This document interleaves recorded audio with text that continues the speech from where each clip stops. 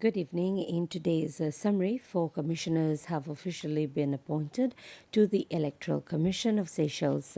A swearing-in ceremony was held at State House earlier today, marking the formal start of their new terms. The 4 commissioners took their oath of allegiance to the Constitution and oath of office before the President of the Republic with a one. Among them are 2 new appointees who are Dr. Bernard Monet and Steve Pointe, who are joining the Electoral Commission for the first time. They replace Norlis Rosoiro and Henry Bastien. Also appointed on the Electoral Commission are Jenny Adrien and Patrick Wao, both of whom have already served on the Commission. Their appointments were made by the President on the recommendation of the Constitutional Appointments Authority. All 4 commissioners have been appointed for a 7-year mandate. The new appointments come at a crucial time, with preparations already underway for the upcoming presidential and legislative elections in September. The Baie Lazare Health Center officially began operations this morning, marking a significant advancement in healthcare services for the district. The inauguration ceremony took place yesterday with President Wevarum Kalawan and the Minister for Health, Peggy Vidot, unveiling the commemorative plaque and cutting the ribbon. Construction at a cost of some 9 million rupees. The facility is expected to serve around 4,000 residents and workers in Baie Lazare. In addition to providing standard health services, the new center introduces expanded of services previously unavailable in the district, including dental care and X-ray facilities. There was no private notice question PNQ on the agenda of the National Assembly today. According to the leader of the opposition, Sébastien Pillet, this was due to the Speaker Roger Mancien not approving his proposed question.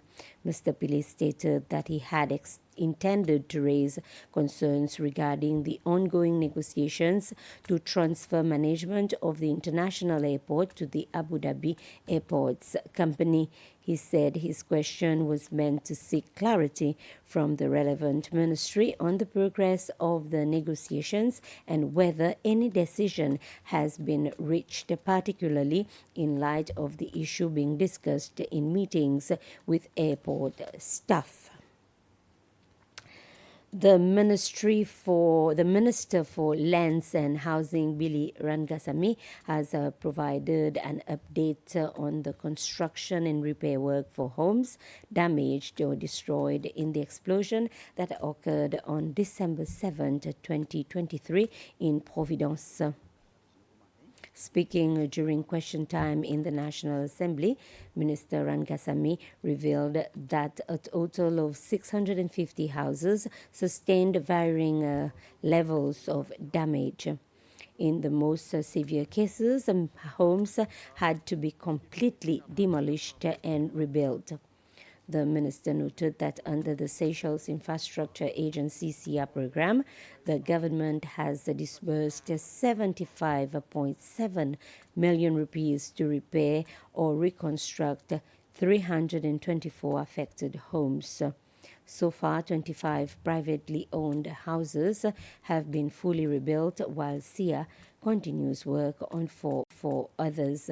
Additionally, properties owned by the PMC that were impacted by the explosion have been repaired as quickly as possible by SIA. Egyptian ambassador to Seychelles, Wael Atem, paid a farewell courtesy call on President Wevarum Kalawan this morning at State House. Speaking after the meeting, Ambassador Atem described the discussion as constructive, with both sides addressing a range of issues, particularly in the area of business cooperation. One of the key topics was the possibility of establishing a direct flight between Egypt and Seychelles should ongoing discussions yield positive outcomes. Commenting on the proposed air link, Ambassador Atiam stated that the idea is still under consideration and discussions are ongoing.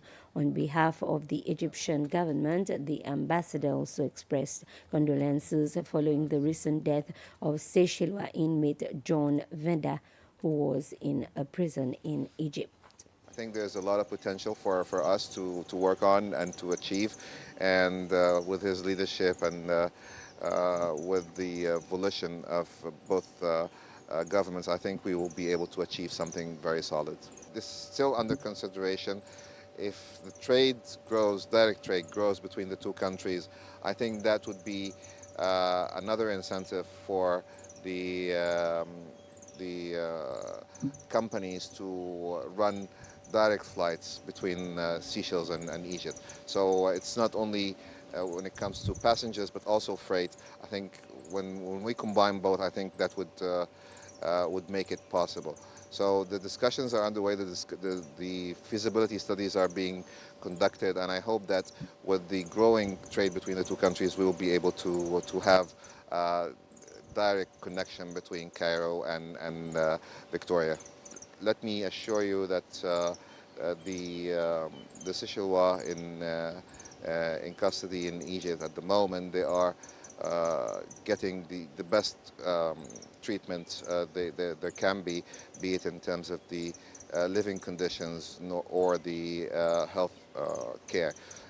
They were visited several times by Seychelles ambassador to Egypt, as well as His Excellency the Minister for Foreign Affairs and Tourism when he visited Egypt in April this year. We are also, there are discussions to transfer the remaining two to Seychelles.